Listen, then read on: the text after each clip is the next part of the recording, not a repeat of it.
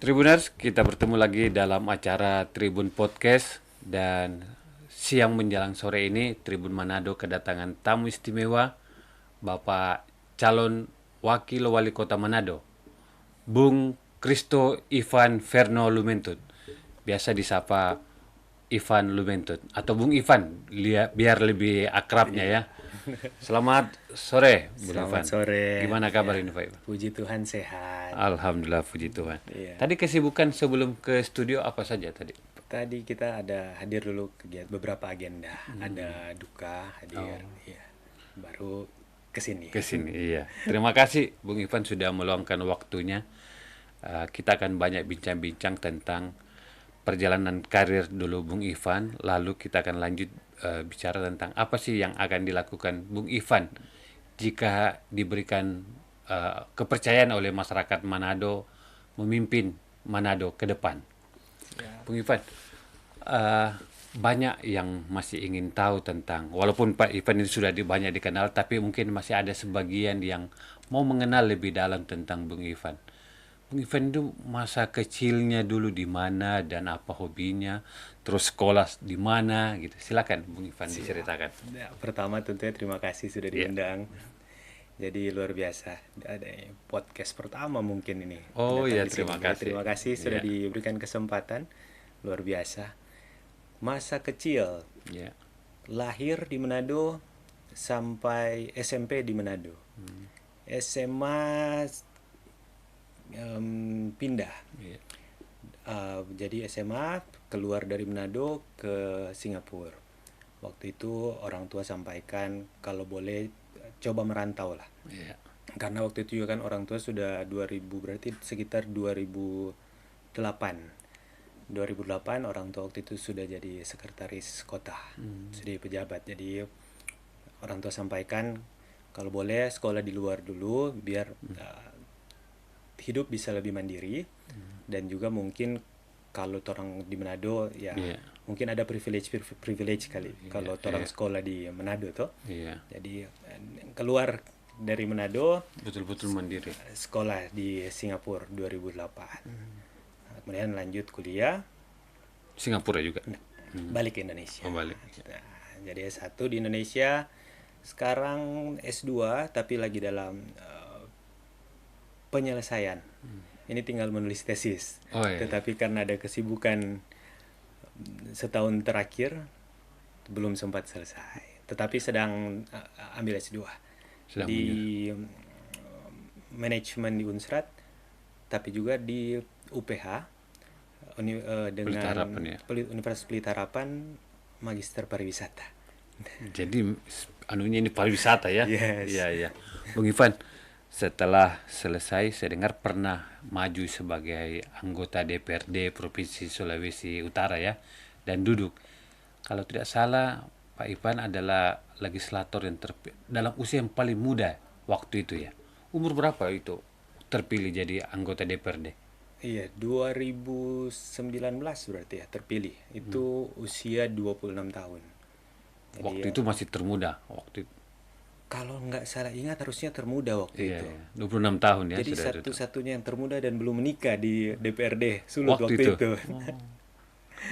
Jadi memang ya berkat Tuhan tentunya, karena diberikan kesempatan, punya kesempatan maju, Iya. dan Tuhan berkenan terpilih.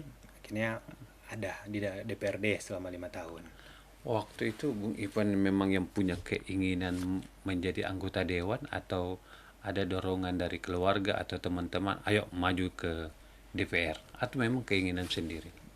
Rasa-rasanya tiga-tiganya itu memainkan peran. Iya. Punya dorongan pasti, apalagi Iya. dari masa kecil juga kan Sudah ada di lingkungan. di lingkungan keluarga yang ada di dalam bagian pemerintahan. Papa dulu kan PNS Iya. sebelum menjadi seorang politisi. Iya.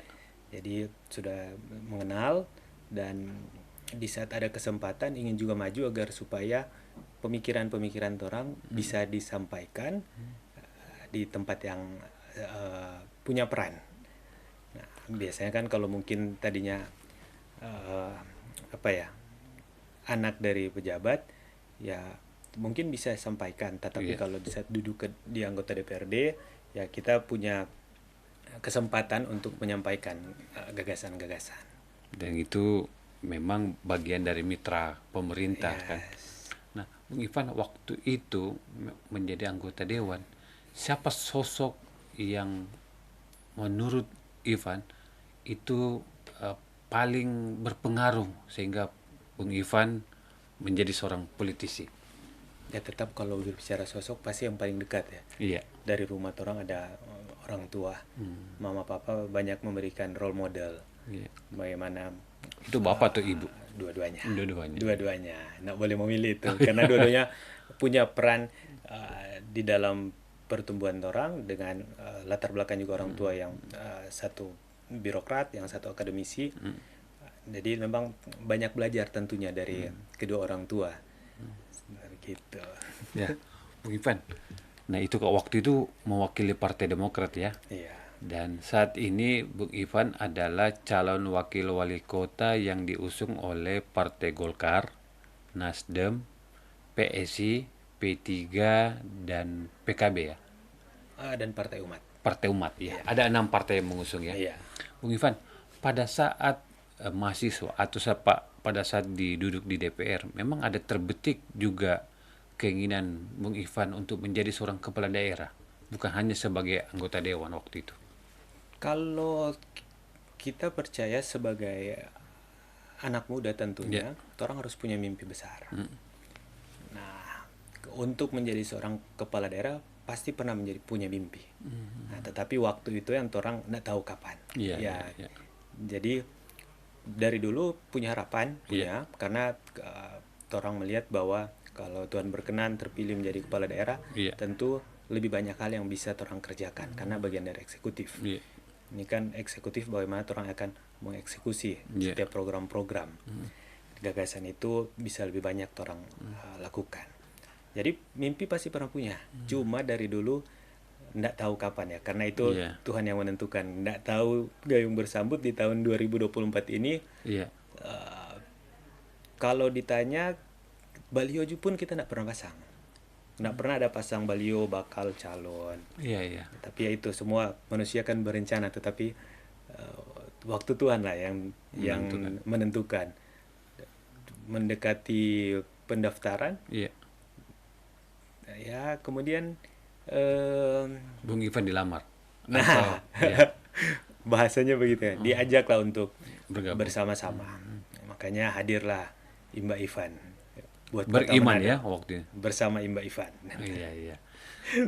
Ini tagline-nya beriman bersama Imba dan Ivan. Iya. Ada lagi bersih yang saya baca. Jadi, itu beriman itu sebenarnya gabungan bersama. Iya. Imba dan Ivan. Nah, kemudian kita tarik visinya. Iya. Beriman jadi bersih, elok, rukun, indah, maju, aman, nyaman. Iya. Nah, jadi visi misinya itu kita ambil dari situ. Tetapi visi kita ini bagaimana menciptakan kota Manado menjadi kota pariwisata kelas dunia. Iya, Bung Ivan, sebelum bertanya ke sana, saya mau bertanya, penonton juga banyak yang penasaran. Bagaimana cerita atau detik-detik ketika Bung Ivan dipaketkan berdua ini pasangan? Kapan itu sebenarnya terjadi? Itu mungkin terjadi kurang dari 1 minggu dari pendaftaran. Kurang dari 1 minggu dari pendaftaran. Jadi ya mungkin hari apa ya? Kalau saya tidak salah, mungkin 1 minggu lah sebelum pendaftaran gitu ya. Itu berlangsung begitu cepat. Jadi dari pertemuan pertama. Iya. Pertemuan pertama antara Om Imba dengan Pak Ivan ya. Yes. Gitu. Pertemuan pertama, pertemuan kedua juga. Ini hari hari mungkin Kamis, Jumat. Pertemuan pertama, pertemuan kedua. Sabtu bertemu dengan pimpinan partai Golkar yang memimpin partai Golkar di Kota Manado dan Provinsi Sulawesi Utara. Hari Minggu kalau tidak salah sudah menerima B1 KWK. Jadi proses begitu cepat. Jadi itu yang saya sampaikan tadi. Manusia boleh berencana, tetapi akhirnya ya Tuhan yang berkehendak. Jadi ini tidak pernah direncanakan, tetapi karena ada pertemuan begitu cepat dan memiliki kesamaan visi yang sama untuk kota Manado, cepat sekali. Kurang dari 4 hari mungkin itu. Keluar semua surat rekomendasi dari pusat ya. Iya. Bung Ivan, pada saat pertemuan itu ketika Bung Ivan diajak untuk menjadi wakil wali kota, Bung Ivan apa yang Anda lakukan? Em, Timbang atau butuh dulu berapa hari minta petunjuk atau bagaimana? Pertama tentu minta restu juga dari orang tua, dari keluarga. Tapi yang kita sampaikan waktu itu, Iya. karena Pak Imba ini, Om Imba ini sudah lama kita kenal. Iya. Jadi zaman kecil juga so kenal. Iya. Papa Sekot, Om Iya. Imbanya wali kota. Jadi sudah lama. Sudah terjalin hubungan lah ya. Iya, so lama sekali. Iya. Jadi sudah bukanlah orang yang baru Baru dipertemukan. Jadi saat bertemu pertama kali dengan Om Imba itu cuma sampaikan Iya. bahwa ya kalau Tuhan berkenan pasangan ini jadi, Iya. sebelum itu orang harus bicara juga, maksudnya agar supaya kesamaan visi, karena Iya. harapan orang menjadi pemimpin yang harmonis tentunya, dan memang kolaborasi antara tokoh senior, Om Imba seorang tokoh senior, Iya. dan anak muda. Kita bilang ya kita sebagai wakil tentunya melengkapi. Nah, dan memang sudah diminta juga bagaimana, karena sebagai anak muda, Iya. nanti mungkin banyak inovasi-inovasi dan kreativitas anak muda untuk mewarnai pemerintahan di periode yang akan datang kalau Tuhan berkenan dan masyarakat memilih tentunya. Jadi kolaborasi ini, tokoh Om Imba yang senior dengan berbagai pengalaman Iya. dan prestasi dikolaborasikan dengan kreativitas inovasi anak muda. Dan ini kan sebenarnya pasangan yang kita tanya ke Om Imba, kenapa kita? Iya. Om Imba bagus sedu, tapi bukan bagus sedu, tetapi dibilang kan orang iko presiden dan wakil presiden yang terpilih. Oke, mau sulut. Gue mau Manado lah begitu. Jadi kira-kira. antara tokoh senior Iya, dengan anak muda. perpaduan, iya, iya, Ya. iya. Jadi pengalaman dan semangat dan kreativitas inovasi anak muda tentunya. Gitu. Sehingga muncul ada bilang ini Gemoy Manado ya. Itu Versi Manado. Karena ada tokoh senior dan ada tokoh muda, dan itu keterwakilannya di Bung Ivan. Iya. Bung Ivan, ketika misalnya sudah disepakati Bung Ivan sebagai pendamping Pak Imba, rentetan selanjutnya kan sudah mendaftar. Kemudian tentu kesepakatan ini punya komitmen-komitmen. Nah, apa yang komitmen-komitmen yang Bung Ivan dan Imba bangun supaya keduanya nanti ini langgeng kalau dipercayakan oleh masyarakat? Kalau dari kita ya, Pada saat awal-awal pertemuan waktu itu. karena kita hanya menyampaikan bahwa permintaan kita Iya. anak-anak muda dan generasi milenial harus diperhatikan dengan program-program, dan kemudian pariwisata harus orang kembangkan. Tetapi pada saat proses pemerintahan tentunya sebagai wakil Iya. harus ini selalu diajarkan dari dulu Iya. di dalam lingkungan keluarga, selalu dititipkan sebagai wakil boleh memiliki pikiran-pikiran atau gagasan, tetapi jangan bertindak sebagai wali kota. Tetap kalau Tuhan berkenan sudah berjalan, setiap gagasan dan ini sampaikan ke Pak Wali, nanti Pak Wali yang pasti tugaskan. Dan ini memang komitmen yang terbangun bahwa kita hadir untuk membawa gagasan-gagasan dan kerja kolaborasi. Tadi kan pengalaman dan tentunya dengan kreativitas dan inovasi anak muda, terutamanya dalam program-program khususnya untuk bidang pariwisata, bidang anak muda. Nah, ini Om Imba ajak anak muda supaya ya memang ada anak muda di dalam situ. Iya. Dan makin bisa berkontribusi langsung ya kan. Iya. Nah, Bung Ivan, tadi Bapak sampaikan terkait tentang ketika Anda terpilih memberikan ruang yang lebih besar kepada kalangan anak muda dan bisa mewujudkan pariwisata kelas dunia di Manado. Seperti apa itu? Kalau itu misalnya Bung Ivan terpilih, seperti apa wujudnya nanti itu? Berarti ini kan satu pariwisata, Iya. bicara juga anak muda. Iya. Yang mana mungkin mau dibahas lebih dulu? Anak muda. Anak muda dulu. Anak Iya. muda. Iya. Kita melihat bahwa anak muda sekarang harus diberikan ruang. Dalam arti pemerintah harus mensupport Iya. untuk kita mampu berkreasi, berinovasi. Banyak apa yang anak muda lakukan sekarang, entahkah dia industri kreatif, UMKM, olahraga, komunitas. Ini harus kita rangkul, dan pemerintah harus hadir. Banyak loh program yang boleh orang bikin. Contohnya kan industri kreatif. Sekarang kan industri kreatif sedang digenjot. Iya. Bahkan pemerintahan yang baru ini buat kementerian baru, Iya. Kementerian Ekonomi Kreatif, dipisahkan dari periode yang sebelumnya yang digabungkan.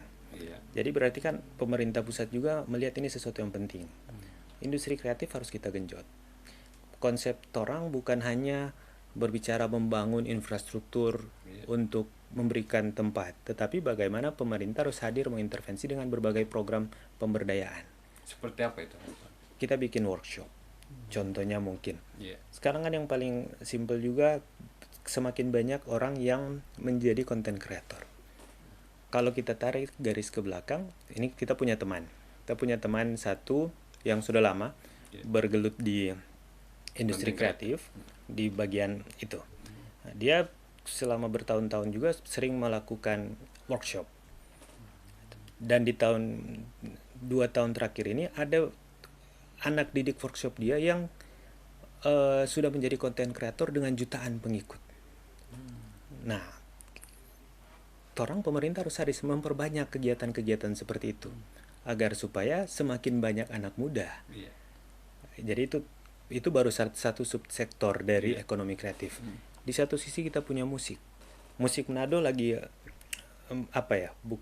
lagi naik daun. Kemarin kan lagunya kampanye Teranggas. iya. Iya. Pak Prabowo itu kan dari Sulawesi Utara. Betul. Nah,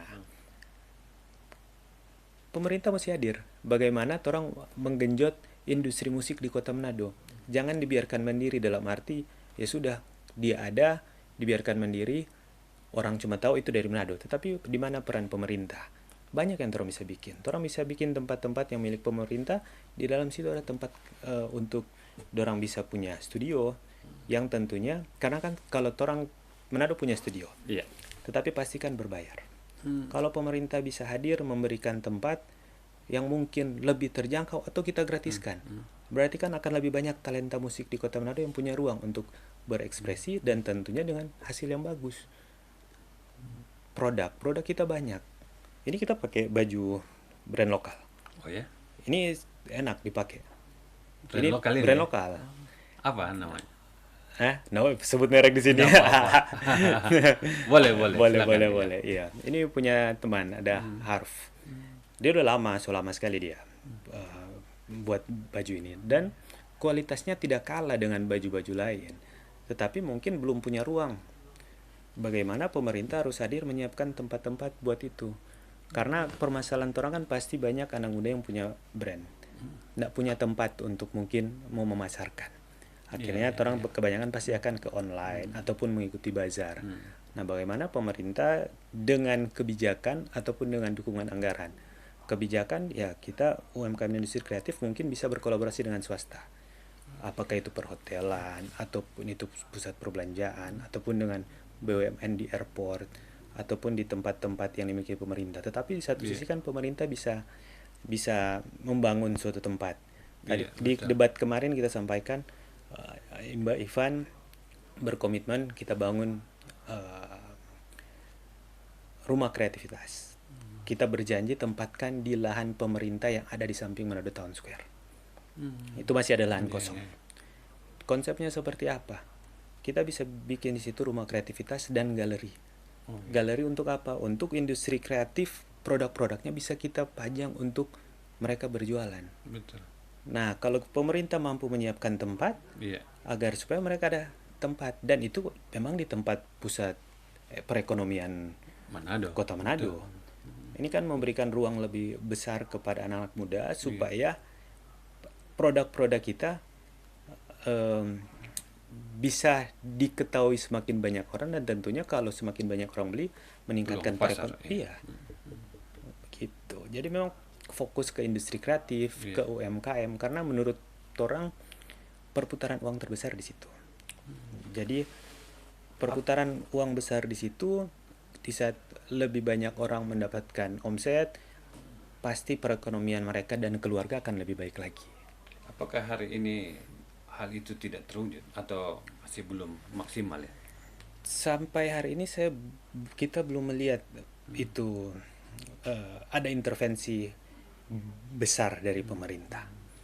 Karena ya sampai hari ini ya mungkin sama yang tadi Iya. Bapak bilang ya, mungkin aja belum tahu tuh ini baju lokal. Iya. Padahal ini sudah lama. Jadi memang belum begitu banyak. Ya memang pemerintahan kan punya fokusnya masing-masing. Ya, kita juga berpikir apa yang baik tetap dilanjutkan, Iya. apa yang belum dilakukan tentu akan kita maksimalkan. Nah, kalau kita berpikir bagaimana UMKM dan industri kreatif ini harus digenjot. Dan ini kan berkaitan dengan upaya menumbuhkan pariwisata di Manado kan? Oh iya, pariwisata pertama kan kita harus lihat bahwa sebenarnya Sulawesi Utara itu diberkati Tuhan. Iya. Ada KEK Likupang. Ini KEK pariwisata. Iya. Ya, tetapi dari kementerian itu DPN-nya nomenklatur itu Manado destinasi pariwisata nasional Manado Likupang. Iya. Karena Manado sebagai hub-nya. Betul. Nah, kota Manado ini harus mempersiapkan diri sebagai kota pariwisata karena kita hub dari Beberapa lokasi beberapa wisata lokasi. ini. Iya, iya. Nah, memang Likupang, Tomohon. Likupang, Tomohon, mungkin di Lembe, Iya. Bitung, di Minsel, Mitra, Bolmong. Banyak Manado. hubnya itu ada di Manado. Dan bahkan di Manado kan sebenarnya kita punya destinasi wisata juga. Iya. Kita punya Pulau Bunaken, kita punya Gunung Tumpa, bahkan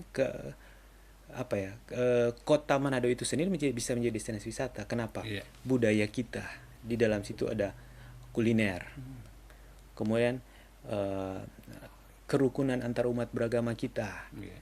Jadi Manado betul-betul bisa menjadi kota yang menyenangkan sebelum mereka pergi ke wisata alam yang mungkin di KEK Likupang kan wisata alam, pantai dan sebagainya. Di Bunaken diving. Kita kota Manado sebagai kota yang menyenangkan bagi turis. Jadi bukan harapan kita bukan cuma orang datang Manado terus pergi, tapi betul-betul dorang stay di kota Manado. Karena makanan kita enak. Kuliner kita luar biasa. Sangat beragam lagi. Sangat beragam. Kuliner kita punya nilai jual. Kebudayaan kita itu bisa untuk jualan pariwisata. Yes. Menarik. Nah, menurut Bung Ivan, kan Bung Ivan salah satu visi misinya adalah mewujudkan Manado sebagai kota pariwisata kelas dunia. Yang menurut Bung Ivan itu seperti apa sih itu pariwisata kelas dunia? Apa sih ciri-cirinya, indikatornya lah? Seperti apa itu? Indikator ya. Iya. Nah, indikator pariwisata kelas dunia. Iya. Berarti kita, menurut saya, bagaimana kita menarik wisatawan mancanegara. Kemudian bagaimana menarik wisatawan lokal juga. Tentunya di dalam pembangunan pariwisata ada berbagai aspek yang harus dipersiapkan. 6A. Apa itu? Ini kita harus Iya, buka iya. catatan kalau Iya, mau baca. iya. Tapi baru apa di dalam situ kan ada amenities, activities, atraksi kita harus kita siapkan. Kota Manado punya nilai seni dan budaya. Oke. Banyak sekali budaya dan seni yang ada di Kota Manado karena kita ini kota pluralis. Pertemuan kultur kita berbagai banyak. daerah, Tapi kalau berbicara Sulawesi Utara kan ada Minahasa, Iya. Sangihe, Bolmong. Sulawesi Utara dan Kota Manado sering kalau pergi ke event-event di luar untuk promosi wisata, selalu membawa tim kesenian. Nah, di saat datang ke Manado, turis-turis saya kurang. Mau cari di mana? Iya. Pernah di sini pernah nonton enggak, Bapak? nonton nonton pertunjukan seni, apakah itu musik kolintang ataupun musik Jarang, bambu jarang ataupun saya. tari-tarian yang ada kalau bukan di acara-acara resmi. Iya, iya, Kita tidak punya tempatnya.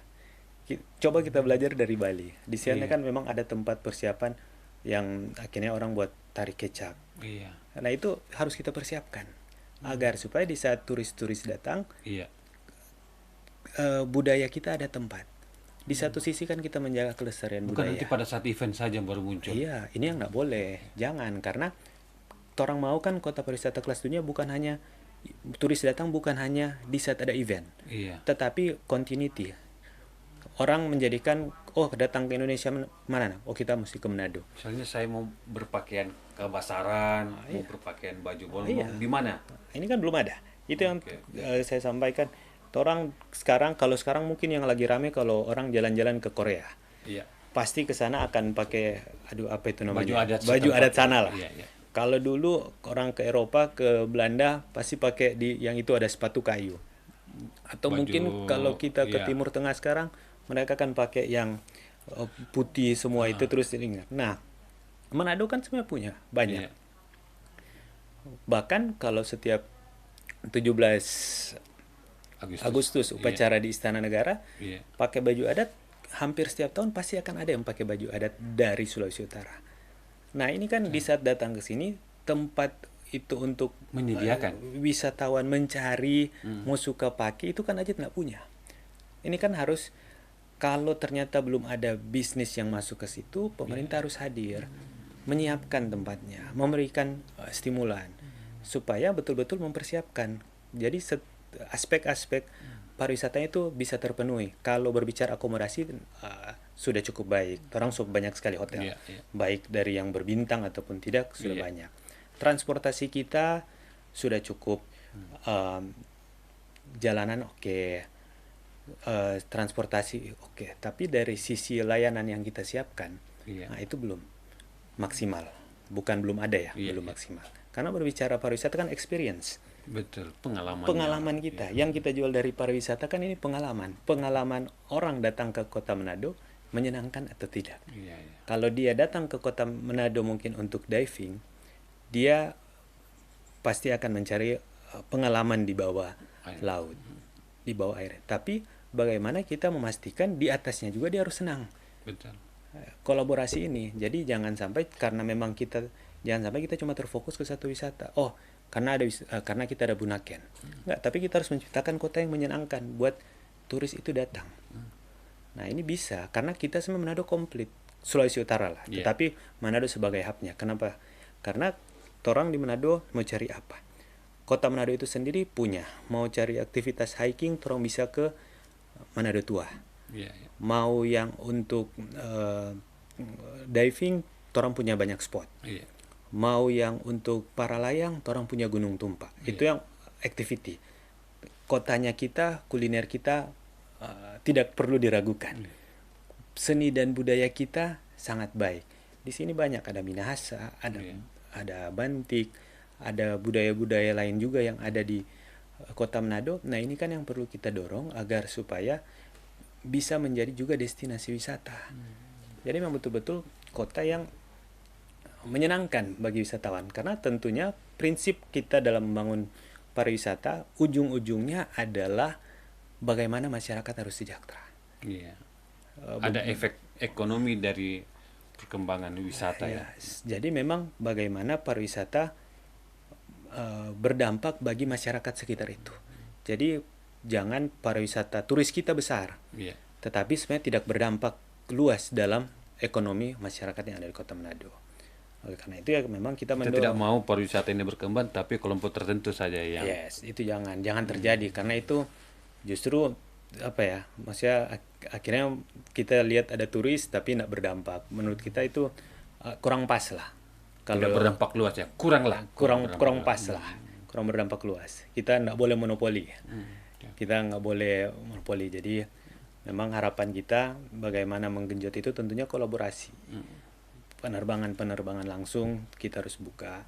Tapi kalau prinsip kita, kalau dengan bersinergi dengan baik mendorong pembukaan tentunya penerbangan. Kalau ada penerbangan dari luar negeri, kalau boleh kita usahakan komersial lah. Kalau komersial kan bukan charter. Jadi Iya. Ini charter bebas. travel tertentu.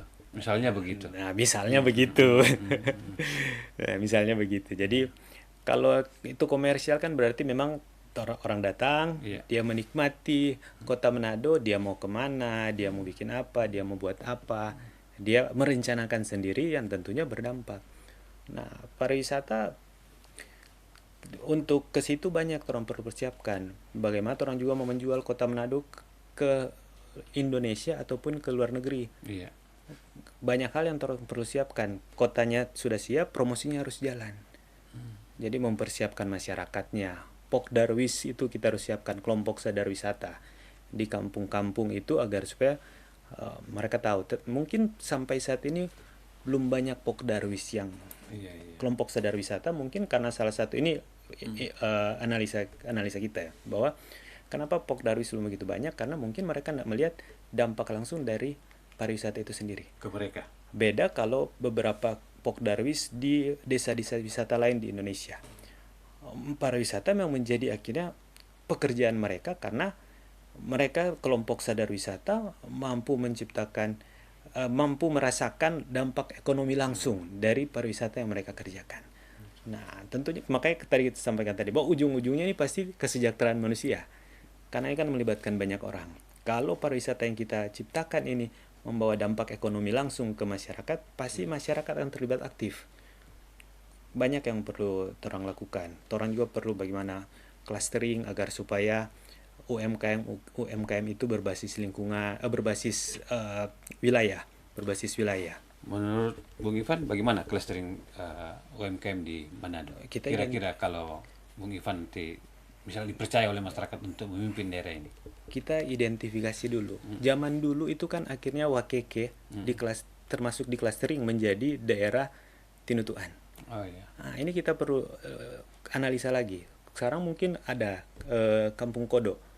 Itu kan tempat kuliner halal. Iya. Ya berarti kita bisa clustering seperti itu. Baru kemudian di daerah Sindulang juga di Boulevard 2. Iya. Itu kan ada beberapa kelurahan di situ kan. Itu kan jadi tempat ikan bakar semua. Tapi depannya itu yang UMKM itu kan bervariasi, ada yang kopi, saraba, ada berbagai pisang goreng dan sebagainya. Tinggal clustering agar supaya memudahkan kita. Orang belajar mungkin dari Kota Bandung. Itu kan orang kalau kita mau cari baju, orang setahu mau pergi di mana. Orang mau cari kopi atau kafe, orang setahu mau pergi di mana. Kita agak lupa itu nama-nama daerahnya. Jadi clustering itu perlu supaya orang satu publikasi juga, ya orang tahu mau kemana, tanpa melupakan daerah-daerah lainnya. Nah, tetapi minimal di saat clustering kan orang mengidentifikasi potensi-potensi yang ada berbasis dari wilayah. Nah, kembali ke pariwisata tadi, konsep orang juga, ini kan kita belajar pariwisata ya. Beberapa hal yang orang perlu pelajari, pertama itu harus visitor center. Visitor center. Ini visitor center ini pasti harus hadir baik secara offline dan online, agar supaya turis yang datang tahu semua ada apa di Kota Manado, apa yang bisa dilihat, apa yang bisa dilakukan, apa yang bisa dikonsumsi, bagaimana cara itu. Bahkan kalau ada beberapa visitor center bisa sampai menjual. Dia menjual paket wisata, dia menjual kamar hotel, dia menjual berbagai hal. Nah, ini harus orang lakukan, visitor center, tapi di era zaman yang semakin modern dengan teknologi, ini lagi ramai digitalisasi. Nah, betul. Kita harus hadirkan secara online. Online ini maksudnya apa? Jadi di saat orang ada di belahan dunia mana, dia ingin cari tahu Kota Manado, silakan buka di situ. Dari apapun itu dia bisa akan tahu, Kota Manado seperti ini. Berarti kan kalau orang mau jualan, strategi pemasaran harus menarik. Berarti kan konten-konten, foto, video, experience dari orang, ini semua harus orang bikin menarik, taruh di situ. Tetapi di situ juga orang akan sudah harus tulis, ternyata ini contoh ya, di visitor center berbasis online ini. Selain semua potensi wisata, kita juga bisa masukkan apa? Kuliner di Kota Manado, kita sudah bisa tulis apa aja. Tetapi bukan cuma sampai di situ. Kalau boleh dengan yang kemarin kita usulkan adanya pendataan yang real UMKM dan industri kreatif. Nah, kenapa ini? Di saat orang bikin visitor center Jadi online, UMKM itu bisa punya lapak-lapak di dalam situ ya. em, kalau dia yang online, Iya. UMKM contohnya ini kuliner. Iya. Jadi kalau kuliner di visitor center itu kita masukkan semua portofolio mereka. Iya. Jadi berbicara Jadi lapak misalkan, online-nya ada di iya, situ. jadi kita orang buka, oh kita rekomendasikan makan di sini makanan-makanan di Kota Manado yang terkenal ada misalnya tinutuan, Iya. ada Ikan ikan bakar, Oke. kan kita lihat oh dia misalkan dia seafood. Di sini sudah ada semua daftar, baik dia fotonya, alamatnya, kalau bisa jam bukanya sampai nomor telepon atau tempat reservasinya. Kemudian menurut kita di saat Iya. ini ada turis-turis itu kan sudah terbantukan. Iya. Dan tentunya buat pelaku industri juga terbantukan karena Betul. terpublikasi.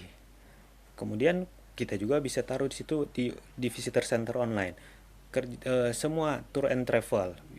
Ada kan turis-turis yang selalu pasti suka sewa mobil atau pakai tour. Kita taruh semua di dalam situ. Operator-operator diving taruh, tinggal dikelompokkan, taruh portofolio mereka yang menarik supaya setiap orang yang berencana ke Kota Manado sudah bisa plan dari awal karena semuanya kita sudah taruh di situ. Nah, tentunya kan biasa dari turis kan mencari kenyamanan. Iya. Kalau turis mau datang ke satu kota biasanya sudah dipersiapkan dari jauh-jauh hari. sebelumnya, Nah, kita menghadirkan visitor center online yang mereka sudah dapat informasi. Jadi di saat mereka datang semua sudah dipersiapkan. Kenapa? Karena pemerintah hadir menyiapkan informasi di online bahwa datang ke Manado ada ini, ada ini, ada ini. Diving, operatornya ada ini, ada ini, ada ini. Resortnya ada ini, ada ini. Kegiatan Event wisata. bisa gitu. Jadi Iya, situ. kita bisa tulis itu kalender. Oh, kalender event wisata kita. Tanggal segini Ada event flyernya ini. udah ada. Bahkan kalau bisa diklik, kalau ini sudah ada di tahun sebelumnya bisa kita masukkan highlights tahun lalunya seperti apa. Ini kan menjual kota. Betul, betul. Nah, karena menurut orang dengan adanya turis yang datang kan membawa uang. Berarti kan perputaran ekonomi juga akan semakin baik. Yang tujuannya pasti kesejahteraan masyarakat. Nah, kalau kita melihat konsep pariwisata di Indonesia sekarang sudah bukan lagi mengejar quantity tourism. Iya. Bukan lagi mengejar tentang bagaimana, berapa banyak yang datang. Iya. Tetapi quality, seberapa banyak kualitas dari turis-turis itu. Kita bisa lihat juga dari jangka waktu lama mereka tinggal. Iya. Dari Uang yang mereka yes. Nah, itu yang kita kejar karena tujuan kita Jangan sampai hanya transit saja langsung berangkat, ya. Betul. Sustainable tourism kan bagaimana pariwisata ini bukan cuma untuk dinikmati saat ini. Kita harus memikirkan pengembangan pariwisata ini untuk Jangka panjang. anak cucu kita nanti. Nah, jadi mengejar quality tourism tentunya banyak yang harus kita persiapkan. Tapi sekali lagi, kalau pemerintah berfokus ke tourism itu, karena memang kan pemerintah pasti punya arah kebijakan masing-masing. Kalau Mbak Ivan, pariwisata kelas dunia ini harus dihadirkan dengan berbagai intervensi pemerintah dalam berbagai lini. Yang 6 tadi harus dipersiapkan. Ini kita harus buka catatan dulu ini. Ini Tapi gambaran secara besarnya seperti itu. Iya. Pak, salah satu juga orang nyaman di satu kota itu, turis ya, pengalaman itu melihat kebersihan dan keamanan. Bagaimana Bung Ivan melihat Manado yang menurut Bung Ivan ke depan harusnya seperti apa? Soal kebersihan, keamanan. Kebersihan dan keamanan. Iya. Kebersihan kita berpikir tentunya pertama pahlawan kebersihan kita kan orang-orang petugas kebersihan. Iya. Yang kita lihat pertama kesejahteraan mereka. Iya. Karena kalau saya tidak salah di daerah luar, Iya. di luar ya, di Iya, luar iya. negeri itu, Iya. apalagi di negara barat, petugas kebersihan itu justru dihargai, sangat dihargai. Nah, pemerintah harus hadir memastikan kesejahteraan petugas kebersihan, mendapatkan upah yang layak, karena mereka salah satu tulang punggung dan pahlawan kebersihan orang, membersihkan kota. Kemudian juga tentu dengan pengelolaan sampah. Iya. Pengelolaan sampah yang harus kita tata lebih baik lagi. Nah, TPA juga sekarang kan masih menjadi salah satu permasalahan orang. Saya dengar salah satu janji atau komitmen beriman ini adalah katanya Apakah ini betul? Silakan dijawab. Iuran sampah akan digratiskan atau gimana? Oh ya, itu sudah disampaikan Pak Mbak, iuran sampah kita gratiskan. Karena menjadi tugas pemerintah untuk menjaga kebersihan. Nggak perlu dibebankan lagi kepada masyarakat. Pemerintah kan punya dana. Dana itu Apakah kita itu cukup? sudah dihitung. Oh, iya. Sudah dihitung. Cukup. Karena memang pos penerimaan dari situ kan ada, tetapi kalaupun itu dihilangkan bukan berarti kita tidak ada penerimaan lainnya kan. Ya. Jadi memang menurut kami sampah itu, kebersihan itu Iya. menjadi tanggung jawab pemerintah. Tidak perlu lagi dibebankan kepada masyarakat. Bukan berarti tidak ada iuran sampah kemudian tidak dibersihkan. Iya. Nah, karena komitmen kita menjadi kota pariwisata. kelas dunia. Bagaimana kota pariwisata kalau itu kotor? Iya. Jadi tentunya kebersihan akan jadi nomor satu. Bagaimana juga kemudian kita bahkan ke depan akan mencoba mengejarkan kepada masyarakat bagaimana pengelolaan sampah organik itu selesai di lingkungan. Atau kalau boleh selesai di rumah-rumah masing-masing. Sehingga sampah yang dibawa ke TPA itu tinggal sampah-sampahan organik. Tinggal sampahan organik sehingga lalu lalang juga kendaraan sampah akan berkurang dan tentunya sampah-sampah juga yang datang ke TPA lebih sedikit dan tidak berbau karena kan sampah anorganik. Iya. Nah, sampah organik ini kita coba selesaikan di rumah. Caranya, Iya. penasaran itu langsung iya. kelihatan. Gimana caranya?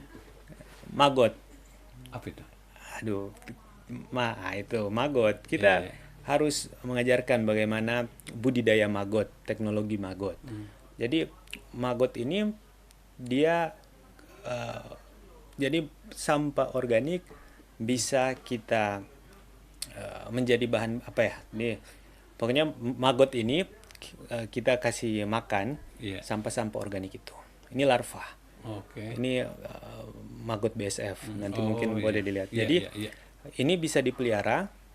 Jadi sampah-sampah organik kita taruh, bisa dipelihara. Nanti bisa jadi apa ya? Dia nantinya Terurai setelah dengan jadi magot itu makan sampah-sampah yang ada. Oke. Nah, kenapa kita mendorong itu supaya ini sampah pertama organik berkurang. Kedua bisa menjadi nilai ekonomi.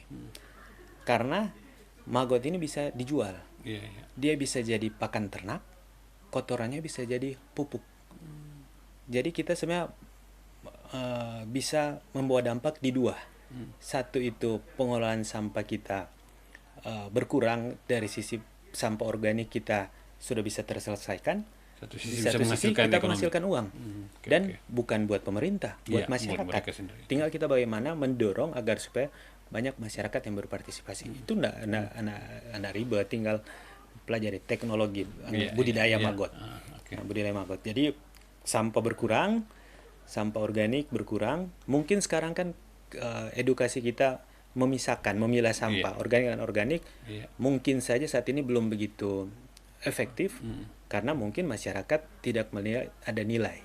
Iya. Tapi kalau kita mengajarkan ini Bahwa ini bisa menghasilkan uang, tentu masyarakat akan tertarik, kesadaran iya. akan membaik dan tentunya akan mendorong karena ya kalau dari sampah kita bisa menghasilkan uang karena yang dari magot itu untuk jadi pakan cukup baik. Oke, iya. Dia punya protein yang tinggi dengan kadar lemak yang sesuai dan tentunya bisa kita jual untuk pakan ternak. Nah, pupuknya juga kotorannya juga bisa jadi pupuk. Jadi hasilnya itu bisa kita jual. Tentunya harapannya dengan ini menyelesaikan juga masalah TPA kita sampah yang di bawah berkurang. Betul. Tentunya juga sampah-sampah basah di masyarakat tidak akan lebih banyak lagi apa ya jadi Diangkut dari rumah ke TPA. terus juga masyarakat pasti kalau ada sampah basah akan langsung disimpan karena kan mau dipakai untuk magot itu. Nah, begitu. Jadi bisa menghasilkan uang Bisa sendiri menghasilkan bagi masyarakat ya. Iya. Bung Ivan, kita bicara tadi soal kebersihan, bagaimana mengelola kebersihan di Manado. Soal stunting di Manado itu juga pernah muncul ada kasus, rupanya ada beberapa lokasi yang masih eh, mengalami stunting warganya. Iya. Apa yang akan dilakukan oleh Bung Ivan jika terpilih untuk menangani stunting di Kota Manado? Macam ini kan berbicara stunting. Stunting. Nggak boleh kita mesti hati-hati bicara, jangan Iya. nanti kalau salah Jangan bicara dibilang dari pendek ini. Dia ini Iya. dia kekurangan gizi dan lain sebagainya ya. Nah, jadi pertama pasti kita kemarin mengaktifkan lagi kader posyandu. Iya. Kader posyandu harus kita dorong agar supaya bisa melihat tumbuh kembang anak. Iya. Tetapi di satu sisi kan stunting ini terjadi juga dari masa ibu hamil. Iya, betul. Nah, edukasi kepada ibu hamil ini yang penting. Agar supaya mengkonsumsi, kemudian harus aktif minum, kemudian juga kita dia harus memberikan protein hewani yang cukup. Ada berbagai hal yang kita harus lakukan edukasinya. Kalau menurut saya secara pribadi, kalau kita mampu mendorong perekonomian juga, pastikan Dengan sini terpenuhi kebutuhan gizi mereka. kebutuhan gizi itu juga akan terpenuhi.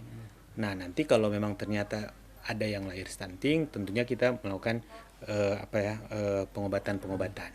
Ada intervensi lah dari pemerintah. Intervensi. Tetapi untuk pencegahannya, Iya. kita bisa siapkan edukasi, kita juga bisa siapkan mungkin ada Mulai dari bantuan-bantuan, Pranika, ya, gitu ya. Dari Pranika juga harus diedukasi. Kita bisa lihat nanti kalau memang ada bantuan-bantuan apa yang bisa kita berikan.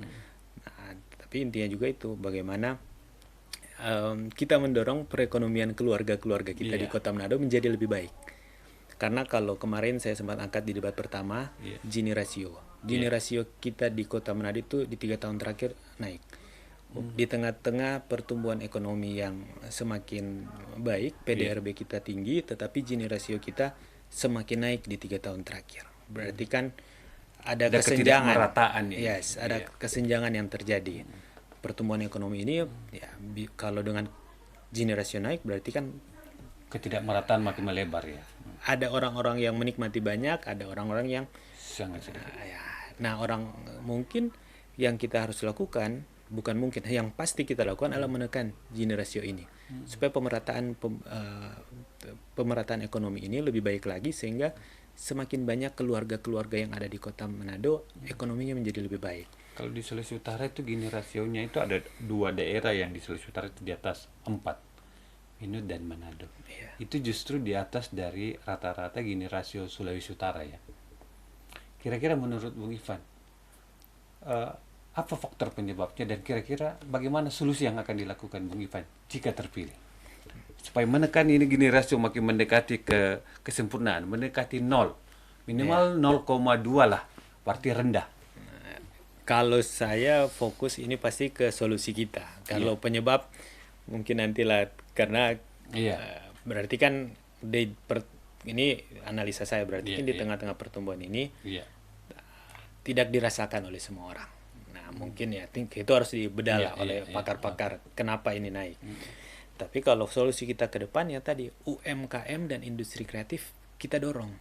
Karena UMKM dan industri kreatif ini adalah perputaran ekonomi yang banyak di masyarakat. Nah, kalau mereka lebih sejahtera, kita yakin masyarakat dengan pendapatan menengah ataupun ke bawah itu akan menjadi lebih baik lagi. Jadi penguatan UMKM dan industri kreatif ini harus kita lakukan. Jangan dibiarkan berjalan sendiri.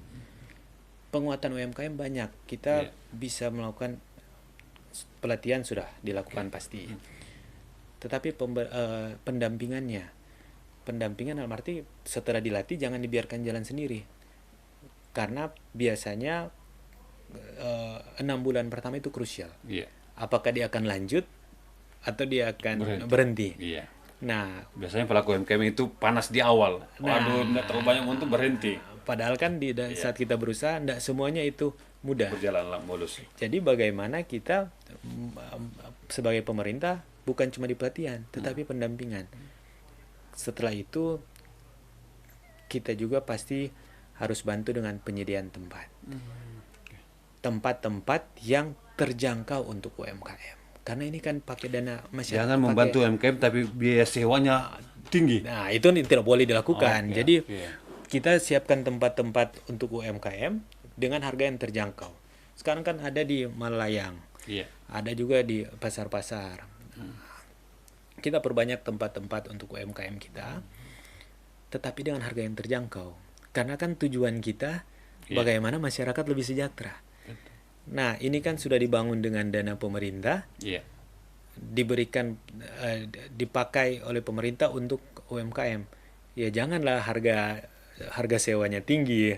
Nanti masyarakat justru jadi jualan mereka cuma berpikir bagaimana orang akan bayar sewa. Kalau UMKM diberlakukan tarifnya sewa, pasti akan memberlakukan harga produknya lebih tinggi. Nah, Ya kan begitu supaya bisa iya. membayar sewa. Betul. Dan akhirnya konsumen pasti mendapatkan produk yang lebih mahal. Dan berarti juga bisa saja menurunkan konsumen yang datang. Iya, Karena mungkin dengan harga yang lebih mahal, konsumen yang datang lebih sedikit. betul itu. Padahal kalau pemerintah hadir menyiapkan tempat dengan harga yang Relatif terjangkau, lebih murah, iya. harga sewa yang terjangkau, pasti produknya harga juga produknya juga harganya lebih lebih terjangkau. terjangkau, masyarakat yang datang lebih banyak, Betul. omset mereka jadi lebih besar, pendapatan mereka jadi lebih baik. Dan itu komitmennya Bung Ivan kalau terpilih. Komitmen kami itu memang betul-betul memperhatikan UMKM dengan berbagai program. Pelatihan buat yang ingin memulai, Iya. pendampingan bagi yang sudah berjalan dan yang tadi yang kita didik, Iya. kemudian kita menyiapkan tempat. Nah, di tempat-tempat tentunya yang milik pemerintah. Tetapi juga berbicara UMKM, kita bisa bekerja sama dengan swasta. Iya. Di satu sisi perizinan kita harus bantu.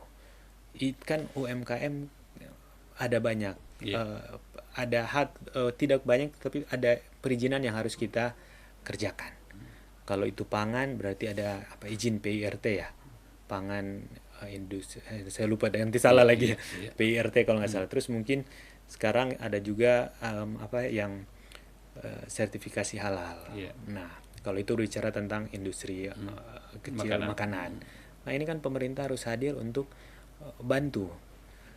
bantulah minimal tidak membiarkan itu ya, tidak mempersulit dan pengurusan macam-macam lah. Iya, karena tidak semua kan langsung tahu harus diizinin begini. Nah, ini kenapa penting? Karena di saat kita nanti bekerja sama dengan swasta, misal let's say kita kerja sama dengan hotel kita bisa yakinkan pasti untuk membuka pojok UMKM, tapi pasti kan mereka mau ada standar UMKM yang dijual. Nah, kalau pemerintah kita aktif untuk melatih, memberdayakan, dan di sisi izin juga kita permudah dengan berbagai edukasi untuk mendapatkan izin ataupun bahkan banyak membantu masyarakat, berarti akan lebih banyak produk yang bisa kita masukkan di dalam pojok-pojok UMKM. Nah, ini yang perlu kita dorong. Makanya saya selalu bilang UMKM dan industri kreatif tidak boleh berjalan sendiri. Karena semangatnya besar, semangatnya ada. Tetapi pemerintah harus intervensi. Pemerintah kan punya kewenangan. Iya. Punya kewenangan, punya kebijakan, punya anggaran. Ini bagaimana pemerintah mau memperhatikan atau tidak. Itu konsep kami UMKM dan industri kreatif. Ya, Bung Ivan, kita kembali ke soal-soal lain ini. Tadi kita soal visi misinya Bung Ivan ya. Kalau di pilkada ini, Bung Ivan setiap hari berapa titik yang dikunjungi untuk merebut suara ini?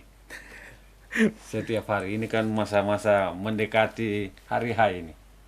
Ada target tertentu? Ya. Ada target, sekian lokasi harus saya datangi. Relatif sih, tapi setiap harinya orang mencoba sebanyak mungkin yang orang hadiri, baik kegiatan resmi, bertemu dengan teman-teman relawan, ataupun menghadiri acara-acara terus orang lakukan. Tapi rata-rata paling rendah biasa berapa titik yang dikunjungi? Ya. Berapa titik yang dikunjungi? Banyak itu. Yang pasti di atas berapa ya? Biasa kita 10 titik sehari. Kayaknya kalau 10 di atas 5 titik lah. Di atas 5 titik lah. Soalnya kalau 10 terlalu banyak nantinya tidak efektif. tidak efektif juga.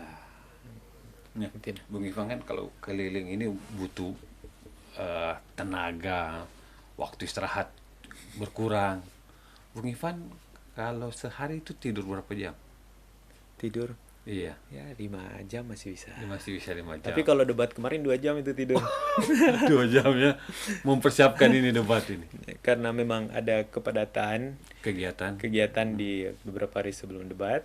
Jadi memang Sabtu malam itu sampai pagi juga. Jadi tidur kurang 2 hampir 3 jam. Masih muda ini Bung Ivan. Ya, Masih muda kan? itu karena kebaikan Tuhan lah. Jadi Iya, iya. masih kurang tidur tapi masih tetap Fit. diberikan kekuatan sampai malam. Iya, iya, iya. Ada tips sehat yang rutin dilakukan oleh Bung Ivan, misalnya olahraga berapa jam dah atau makanan khusus? Enggak. Jadi kalau makan tetap normal, makan. Olahraga justru agak berkurang karena lagi Keliling kampung. padat kan. Kalau dulu biasa mungkin. Kalau olahraga apa paling kesukaan? Nah, ini olahraga kita dari dulu suka olahraga. Iya. Tidak ada yang mendominasi, tapi minimal bisa main semua. Apa itu? Jadi- Di antaranya yang paling sering lah. Kalau terakhir paling tinggal sering ya karena nggak terlalu punya banyak waktu, tinggal olahraga di tempat gym. Jadi di treadmill ataupun angkat beban. Tapi biasanya dulu mau diajak main bisa, main futsal bisa. Tapi nggak jago, yang Iya, penting iya, tetap iya. bisa. Bisa. Mau main futsal, main basket, apa ya, badminton sedikit-sedikit, main tenis juga masih bisa. Apalagi kita Basket. basket bisa, tapi Bermain. bisa bermain. Iya. Minimal nak malu-maluin lah kalau main. Apalagi punya olahraga karena dari dulu suka olahraga.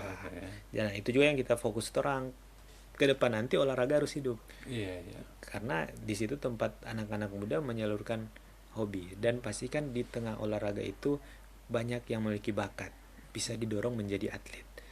Nah, penyiapan fasilitas itu yang menjadi penting. Kita sempat diskusi dengan kita sampaikan Para atlet. bukan para atlet, sempat diskusi di tim pemenangan, kita bilang fasilitas olahraga di tiap di kecamatan itu harus orang adakan, agar supaya di saat orang mau berolahraga nggak perlu jauh-jauh, orang punya tempat. Tetapi yang perlu orang lakukan adalah menganalisa olahraga apa yang menjadi mayoritas dari masyarakat di situ, dan kita hadirkan fasilitasnya. Karena dulu kita pernah, kan tadi disampaikan pertama sempat sekolah di Singapura. Iya. Nah, di Singapura itu hampir di setiap kecamatan mereka punya community center. Community center ini mereka punya fasilitas olahraga, fasilitas taman untuk membaca bagi anak-anak muda, ada juga fasilitas beberapa buat orang-orang tua. Jadi orang-orang yang tinggal di lingkungan itu punya tempat. Nah, ini yang harapan kami ke depan, pembangunan fasilitas di kecamatan yang ada tadi, baik dia untuk olahraga, di situ juga kita hadirkan taman. Walaupun yang penting kita harus Pusat kegiatan masyarakat di tiap kecamatan itu ya. Iya. Supaya masyarakat di tiap kecamatan punya tempat. Iya. Nggak harus terfokuskan di satu titik. Bung Ivan, salah satu jualan kampanye beriman ini adalah penyaluran dana lansia dan dana duka. Iya. Seperti apa itu? Dana duka dan dana lansia sudah pernah dilakukan di zaman Wali Kota GSV Kilomentut. Jadi dana duka itu diberikan kepada masyarakat Kota Manado yang meninggal, diberikan kepada keluarganya. Dan dana lansia itu diberikan, janji kami diberikan kepada lansia 60 tahun ke atas tanpa memilih. Jadi semua. Apakah dana Cukup. APBD Kota Manado itu cukup? Kan tadi saya sampaikan sudah pernah dilakukan. Artinya Sudah ada pengalaman ini kan? sudah pernah dilakukan di periode sebelum pemerintahan sekarang dengan PAD yang tidak sebesar sekarang. Jadi PAD dulu dan PAD sekarang kan PAD sekarang jauh lebih besar. dengan PAD yang tidak sebesar sekarang, program itu jalan. Jadi tidak perlu ada yang dikhawatirkan, karena sebelum kita juga menjanjikan program, tentunya ada hitung-hitungan yang kita lakukan. Dan kita sudah hitung itu bisa untuk didanai, dan juga sudah ada pengalaman dulu dijalankan di periode periode sebelum berakhir di 2021. Jadi dana duka untuk 60 dana lansia untuk 60 tahun ke atas tanpa pilih-pilih kepada semua, dan dana duka kepada keluarga dari masyarakat Kota Manado yang berduka. Nah, menurut kami itu penting, karena dana duka itu kedukaan itu sesuatu hal yang terjadi yang tidak pernah kita persiapkan. Kita tidak tahu kapan ini akan terjadi. Nah, kita justru belum tentu semua masyarakat siap. Ya, terutama siap finansial. Yes, sudah prinsip kita, orang yang berduka itu kan mengalami kesedihan yang luar biasa. Jangan ditambah lagi dengan kesedihan, dia pikir mau bayar bagaimana. Jadi minimal pemerintah hadir, ada dana duka yang bisa membantu meringankan. Kenapa meringankan? Ya karena dia banyak pengeluaran. Dia akan melakukan pemakaman, sebelum juga pasti di rumah duka, ada banyak hal yang dia perlu siapkan. Dan ini semua kan memerlukan uang. Jadi bagaimana pemerintah hadir seperti itu, dan sekali lagi sudah pernah dijalankan, artinya bisa lah, bisa, dan kita sudah melihat itu berdampak langsung kepada masyarakat. Ya karena tadi tidak semua kan orang siap. Mungkin saja buat kalangan yang ekonomi menengah ke atas tidak menjadi masalah, tetapi sebagai pemerintah kan kita harus melihat ekonomi menengah dan ke bawah, bagaimana kesiapan mereka kalau hal ini terjadi.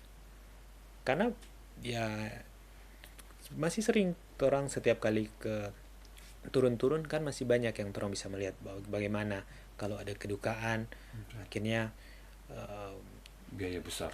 Iya.